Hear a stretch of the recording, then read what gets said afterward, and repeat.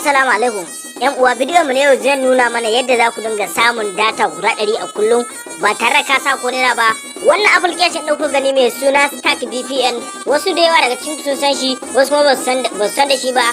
Da cewa wanda suke amfani da shi ne wasu na cewa ya daina aiki. To application ɗin bai daina aiki ba, kawai an yi update ɗinsa ne, shi yasa ya daina yi. Wannan application ɗin ya samo ainihi ne daga NCDC.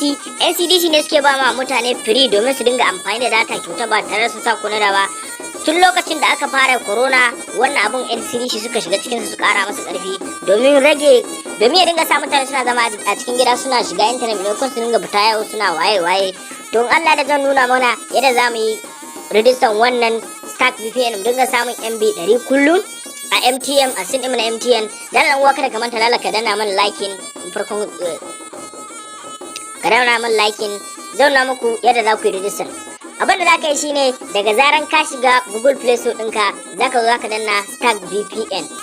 Gashi nan Stack VPN da ka danna cikin Google Store za ka yi download ɗinsa, daga ya nuno maka za ka shigo kawai za ka shigo nan wurin ne, za ka zo ka danna nan wurin, daga ya shigo kawai sai ka zo ka zaɓi MTN ɗinka, da zaran ka danna kam MTN kawai sai ka zo ka danna connecting. Da zaran ka danna connecting sannan zai dan tsaya sai ya connecting, daga ya connecting a lokacin da ya connecting za su iya nuna maka wani ad kamar yanzu kuna ganin sun nuna yanzu ad a nan wurin advertisement kenan.